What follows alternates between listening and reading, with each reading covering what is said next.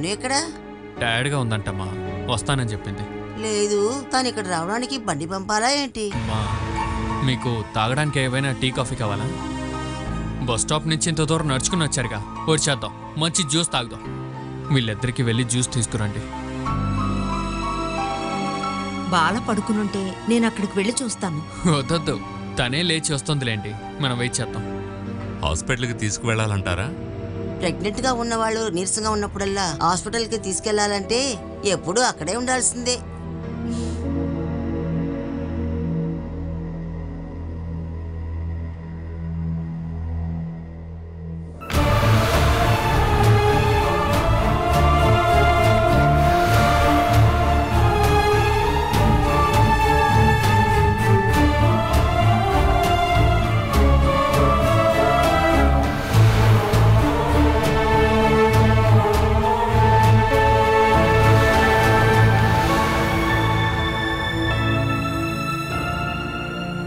ఇలాగంతా చూడొద్దు. కడుపుతో ఉన్న వాళ్ళ ఆశ కోసం 2 మామిడికాయలైనా తీసుకురావచ్చు కదా. బస్సు త్వరగా రావడం వల్ల టౌన్లో ఏమీ కొనలేకపోయాం. ఇక్కడికి వచ్చి దిగినప్పుడు ఫ్రూట్స్ కొందాం అనుకున్నాం. ఇక్కడికి దగ్గరలో ఏ కొట్టు లేదు. మీరు వస్తున్నారని ఈ సమయంలో కొట్లు తెరుచుంటాయా?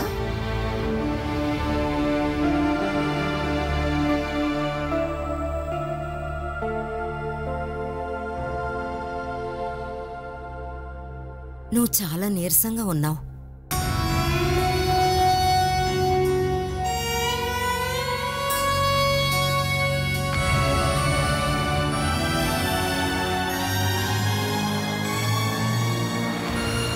ఓ, తను పెళ్లి చేసుకోవచ్చిన దగ్గర నుంచి ఇలాగనే కదా ఉంది.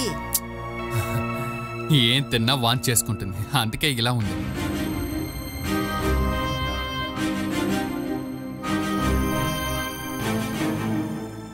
నీకిక్కడ మనశ్శాంతి దొరుకుతోందిగా? నేననుకున్న దానికంటే ఎక్కువగానే దొరుకుతోంది, అందుకే సంతోషంగా ఉన్నాను. పూణేలోని జీవితం ఎలా ఉందమ్మా?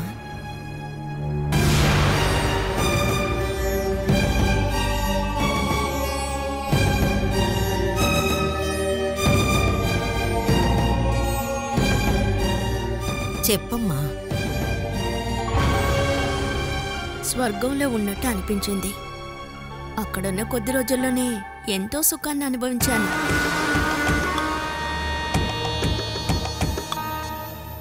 జీవితంలో ఇంతవరకు దొరకని సుఖం, ఎన్నో అనుభవాలు. అవన్నీ చెప్తే అర్థం కావు, అనుభవిస్తేనే తెలుస్తుంది.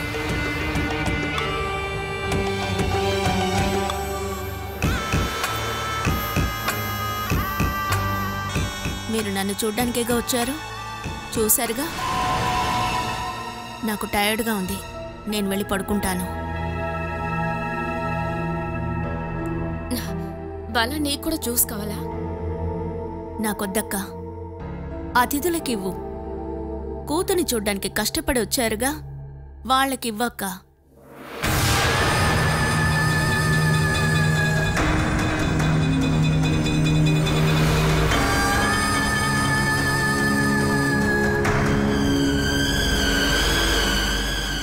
ఒక గర్భవతి ఇంట్లో ఉండడం వల్ల ఎప్పుడు ఫ్రూట్స్ ఇంట్లో ఉంటుంది. కడుపులో ఉన్న బిడ్డకి ప్రోటీన్ కావాలి కదా. అవునవును, బాలాకి ప్రోటీన్ ఫుడ్ ఇవ్వాలని వేణుగోపాల్కి ఎంత ఆశ. అనిలా, నువ్వు వంటగదిలోకి వెళ్ళు. తెలుసులేండి, ఎప్పుడు నేనుండేది అక్కడేగా. మీరెప్పుడు తిరిగి వెళ్ళాలి? త్వరగా వెళ్ళాలి, కానీ బాలాని తలుచుకుంటేనే, తను ఈ పరిస్థితిలో ఉంటుంటే నేను అక్కడికి ఎలా ప్రశాంతంగా ఉండగలను?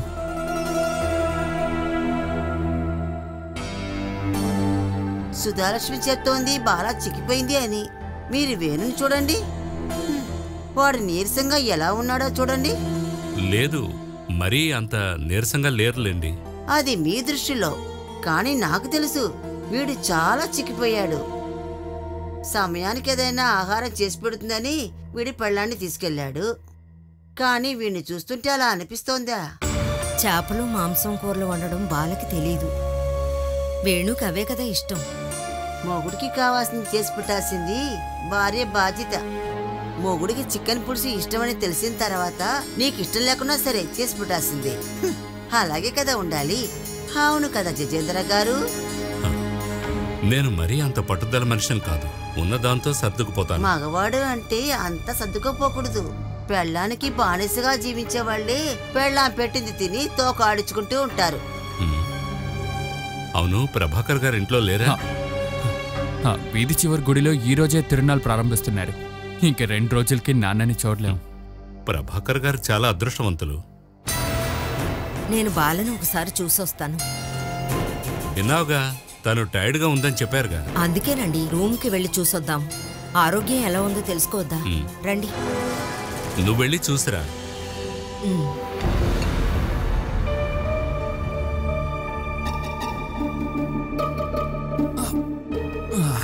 అమ్మ బాలతో మాట్లాడని మీరు నాతో పట్టండి. మన ఊరికే తిరిగేసొద్దాం.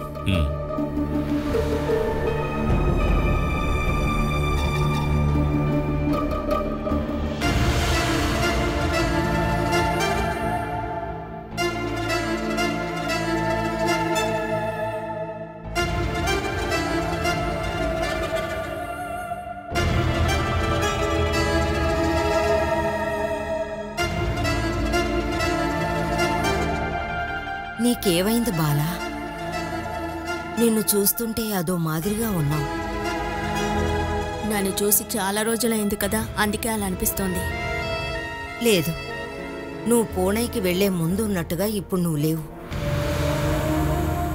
నువ్వు వేణుతో వెళ్లేటప్పుడు చాలా సంతోషంగానే వెళ్ళావు కదమ్మా. కానీ ఇప్పుడు నిన్ను చూస్తుంటే అక్కడేదో జరిగి మళ్ళీ తిరిగొచ్చినట్టుగా ఉంది. అలా ఏమైనా సమస్య వస్తే నేనక్కడి నుంచి ఎక్కడికి వెళ్ళను. అక్కడే నిలబడి ఏదో ఒకటి తేల్చుకుంటాను. ఘోరంగా నా కడుపుని చీల్చి నా శిశువుని చంపినా నేనస్సలు ఏడవను.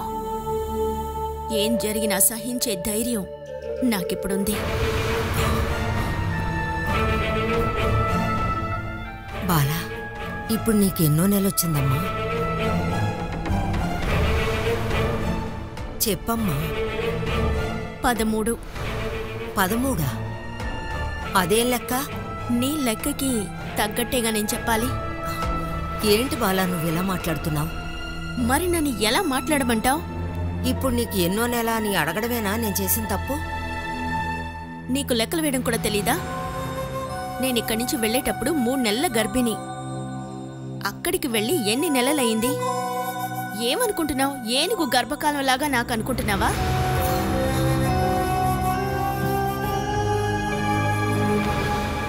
నేనిక్కడి నుంచి వెళ్ళి 10 నెలల పైన అవుతోంది. అప్పుడు కడుపులో ఉన్న బిడ్డకి ఏమయ్యిందని నువ్వు నన్ను అడిగావా?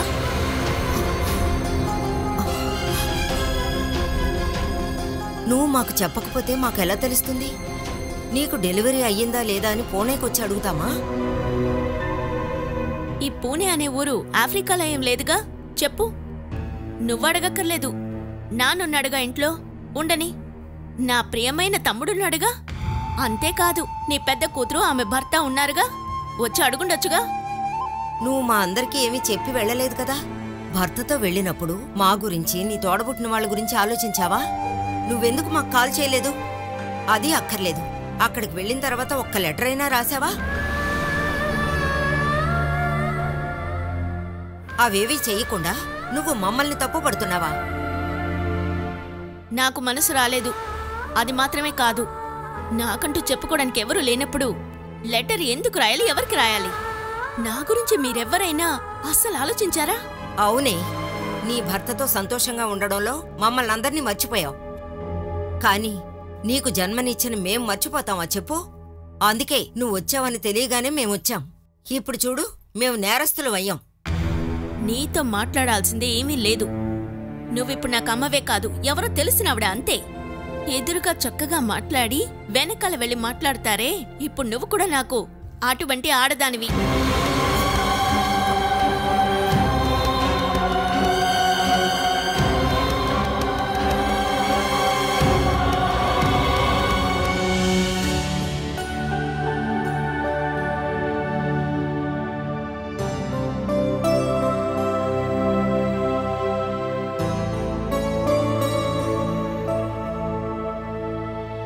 ఇక్కడుండి ప్రకృతిని ఆస్వాదిస్తున్నప్పుడు టైమే తెలియడం లేదు. మీరు మొదటిసారి వస్తున్నారు కదా, అందుకే ఆశ్చర్యంగా ఉంది. చిన్నప్పటి నుండి ఇదంతా చూడటం వల్ల మాకేమీ కొత్తగా అనిపించట్లే. కొబ్బరి చెట్లు, నది మాత్రమేగా. ఇక్కడ వ్యవసాయం పెద్దగా లేదుగా. ఇక్కడ ఉన్నవాళ్ళు ఎలా బతుకుతున్నారు? ఇక్కడ చాలా మందికి రొయ్యల బిజినెసే ఉంది. అందులో కూడా మంచి ఇన్కమ్ ఉంది. చాలా మంది ఉద్యోగం కోసం బయట ఊరికి వెళ్ళిపోతారు. టెక్స్టైల్లోనూ మొబైల్ షాప్లోనూ పనిచేసే వాళ్ళే ఇక్కడ చాలా మంది. ట్రావెల్ చేయడం చాలా కష్టం కదా. ఇక్కడ బ్రిడ్జ్ కట్టడం స్టార్ట్ చేసి చాలా రోజులైంది. ప్రతిసారి పార్టీ మారేటప్పుడల్లా ఇనాగ్రేషన్ అని చేస్తారు. కానీ ఎలక్షన్ అయ్యాక వాళ్ళని ఎటువైపు చూడలేము.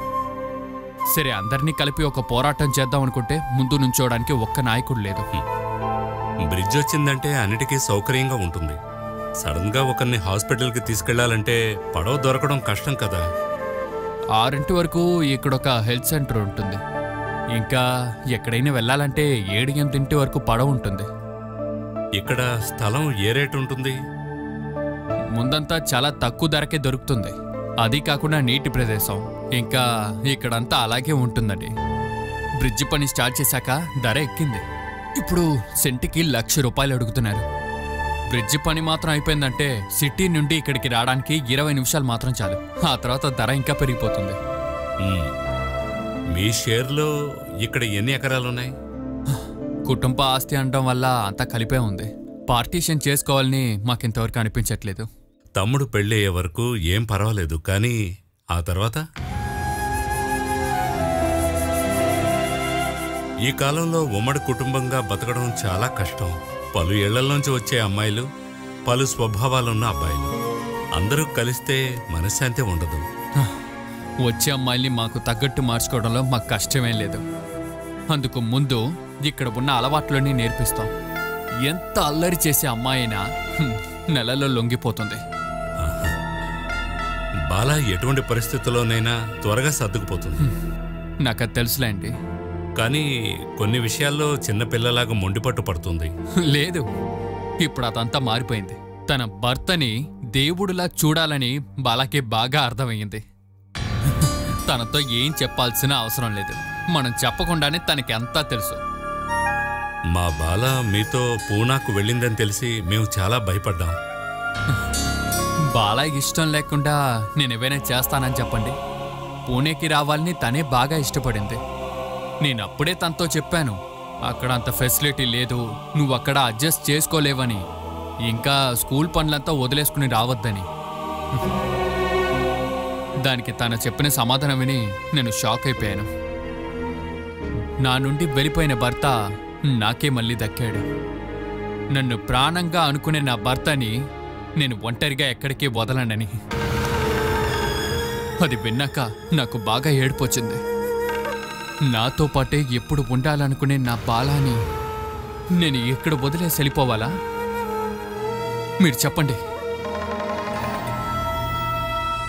భర్తతో పాటు ఉండాలనుకునే కడుపుతో ఉన్న భార్యని ఇక్కడ వదిలేసి వెళ్ళిపోవాలా?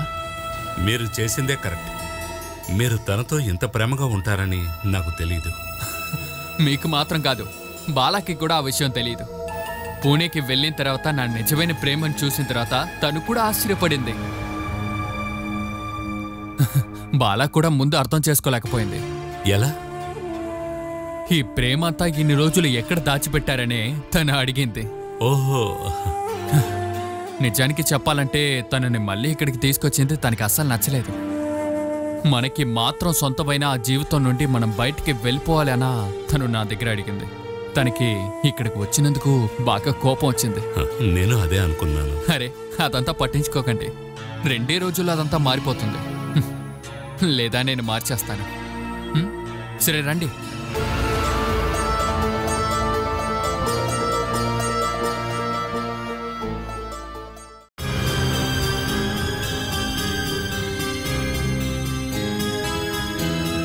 నువ్వు ఇన్నేసి మాటలంటుంటే మేం పడాల్సి వస్తోంది. నువ్వేనా మమ్మల్ని నిన్ను మాటలంటున్నావు? నువ్వు ఇప్పుడేమీ ఏడవక్కర్లేదు. నువ్వు ఏడుస్తుంటే నాకు చిరాగ్గా ఉంది. ఇక ఇప్పుడు నిన్ను చూసుకోవడానికి నీ భర్త వాళ్ళ కుటుంబం ఉంది కదా, అందుకనే నీకు మా మీద చిరాగ్గా ఉంది. నాకు తోడుగా ఆ దేవుడు కూడా లేడని అనుకుంటున్నాను. ఇలాంటి ఉద్దేశాలేగా నీ మనసులో ఉన్నాయి. అలాంటప్పుడు ఆ దేవుడు నీకు తోడుగా ఎలా ఉంటాడు? కడుపులో బిడ్డ ఉందని జ్ఞాపకం ఉంచుకోవాలి. అందుకోసమైనా కొంచెం ప్రేమాభిమానాలు మిగతా వారి మీద చూపించాలి. నేనిప్పుడు నోరు తెరిచానంటే నువ్వెక్కువ బాధపడాల్సి వస్తుంది. దయచేసి నాన్నని తీసుకుని బయలుదేరు. ఏంటిది? నీకేమన్నా పిచ్చిగాని పట్టిందా బాలా? జరిగినదంతా మర్చిపోవడానికి నువ్వన్నట్టు నాకు పిచ్చి పట్టాలని దేవుణ్ణి ప్రార్థిస్తున్నాను. అలా జరిగితే నేను తప్పించుకుంటాను. నీ క్షేమం తెలుసుకుని నీ మొట్టమొదటి ప్రసవం పుట్టింట్లో జరగాలి కాబట్టి మాట్లాడడం కోసం ఇక్కడికొచ్చాం. చాలమ్మా, ఇకపై నీ జీవితం నీ ఇష్టం. మేం బయలుదేరుతున్నాం. వెళ్ళండి. నేను మిమ్మల్ని ఇక్కడి నుంచోమన్నానా? అది నువ్వే నిర్ణయించుకుంటే సరిపోతుందా? వీళ్ళు వెళ్ళడానికి ముందు నీ విషయంలో ఏదో ఒక నిర్ణయం తీసుకోవాలి. నా విషయాల్లో ఇక వీళ్ళెవరు తలదూర్చరు. ఆహా, అయితే నీ కాన్పు నువ్వే చూసుకుంటానంటున్నావా? చూడు, నిన్ను కాన్పుకు తీసుకెళ్ళడానికి టైము డేటు చెప్పడానికి కోసమే మీ అమ్మా నాన్న ఇక్కడికి వచ్చారు. నువ్వు నీ కోపాన్ని వాళ్ళ మీద చూపించి వాళ్ళ బాధ్యత చేయనీయకుండా చెయ్యకు. నీ తెలివితేటలు నీ దగ్గరే ఉంచుకో.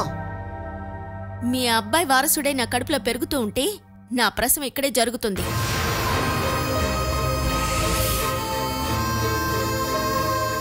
లేకపోతే మీ అబ్బాయి చెప్పాలి ఇది అతని బిడ్డ కాదని. బాలా, పిచ్చి పట్టినట్టు ఏం మాట్లాడుతున్నావు? నేను ఆలోచించి మాట్లాడుతున్నాను. నన్ను ఇక్కడి నుంచి పంపాలని ఇక ఎవరనుకున్నా జరగదు. ఇక మీ అబ్బాయి ఇది తన బిడ్డ కాదని చెప్తే ఏం జరుగుతుందో తెలుసా? మరు నిమిషమే నేను సూసైడ్ చేసుకుని చస్తాను.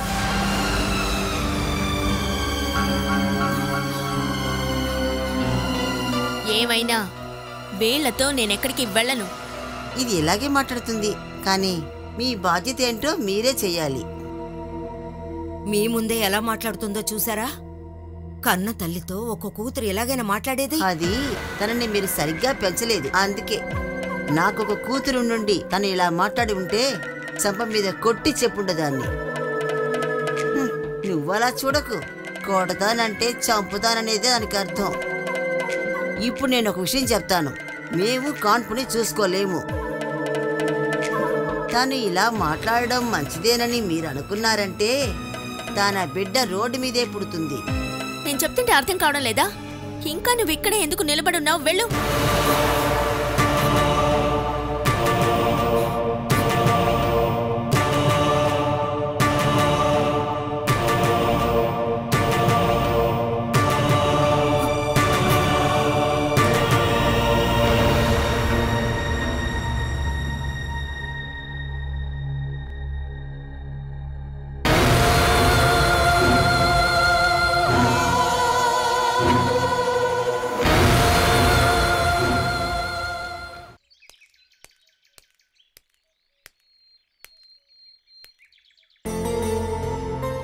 నాకు ఈ ఊరు బాగా నచ్చేసింది. అయితే అక్కడ అద్దెల్లు వదిలేసి మనం ఇక్కడ ఒక ఇల్లు చూసేద్దామా? ఇకపై అద్దెలు వద్దు, ఏదైనా సొంతంగా ఓ ఇల్లు కొందాం. హరి పెళ్లికి ముందు ఏదో ఒకటి చేయాలి కదా. మనం బయలుదేరదామండి. ఎందుకు అంత తొందర? తినేసి మెల్లగా వెళ్ళొచ్చు కదా. నేను చెప్పాను మేను, కానీ వినలేదు. ఇకపై భోజనం చేయాల్సిన అవసరం లేదు. కడుపు నిండిపోయింది. ఏంటి సుధా? ఇంక మాట్లాడడానికి ఏం లేదు. పదండి, మనం వెళ్ళిపోదాం. అలా కోపం చేసుకుని వెళ్తే ఎలాగా? పెళ్ళింట్లోంచి ఎవరు రాలేదా అని చుట్టుపక్కల వాళ్ళు అడుగుతారు కదా. అందుకేగా మేమొచ్చాం. అయితే మనం కొన్ని నిర్ణయాలు తీసుకోవాలి. ఇప్పుడు 3వ నెల జరుగుతోంది. ముందు సీమంతం అవి చేయాల్సింది ఆడపిల్లింటి వాళ్లే కదా. డౌరీ విషయంలో కూడా తగ్గించారు. పోనీలే, ఇప్పుడు ఇది కూడా మేమే భరించాలా? తన్ని తీసుకెళ్ళనని చెప్పలేదు కదా. తీసుకెళ్తాం, కానీ ఎత్తుకుని తీసుకెళ్ళగలమా? వేణు, ఒక పని చేయండి. సమయం వచ్చినప్పుడు ఇంటికి తీసుకురండి. ఇదే మర్యాద? మీరు వచ్చి తనని తీసుకెళ్ళాలి. అమ్మా, మీరు టెన్షన్ అవ్వకండి. అంతా ఆలోచన చెయ్యొచ్చులే. అలా ఆలోచిస్తూ ఉంటే సమయం వెళ్ళిపోతుంది. బాలాతో మాట్లాడిన తర్వాత తనని ఎప్పుడు పంపించాలో నిర్ణయిద్దాం. ఆ తర్వాత మీకు తెలియజేస్తాను. చాలు బాబు. సరేనండి, ఇక మేం బయలుదేరతాం. వెళ్ళే ముందు ఏదో ఒక నిర్ణయం చెప్పేసి వెళ్ళండి. అదే చెప్పాను కదా. తను మీ ఇంటికి రాను అంటోంది.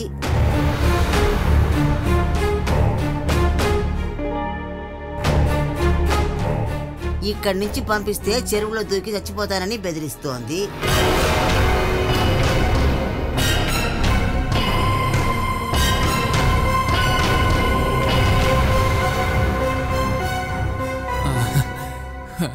నేను ముందే చెప్పాను కదా, తనకి నా మీద ఈ ఇంటి మీద బాగా అటాచ్మెంట్ ఉంది. తను అలా చెప్తుంటే ఎలాగా?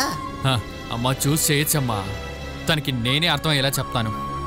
మామూలుగా అందరి అమ్మాయిలకి పుట్టింటికి వెళ్ళాలనే కోరుకుంటుంది. చంపినా తన పుట్టింటికి వెళ్ళనని చెప్తే వాళ్ళ అమ్మా నాన్న ఎంత మంచి వాళ్ళై ఉంటారు.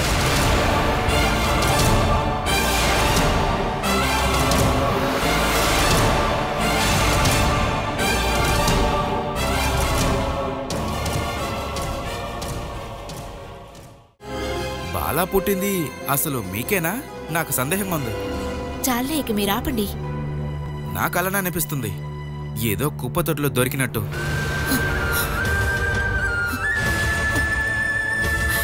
ఫోన్ పెట్టే ముందు ఒక నిజం తెలుసుకోండి. బాలాని పూణేకి తీసుకెళ్లిన తర్వాత ఆ మృగం చేసిన మొదటి విషయం ఏంటో తెలుసా మీకు? తన గర్భంలో ఉన్న పసిబిడ్డని చంపేశాడు. దానికి ఆ మనిషి చెప్పిన కారణం కూడా మీరు వినాలి. ఆ పసిబిడ్డ తండ్రి ఇతను కాదంట. ఇక మీరు ఆలోచించండి, బాలా మీ మీద కోపం చూపించడంలో ఏదైనా తప్పుందా?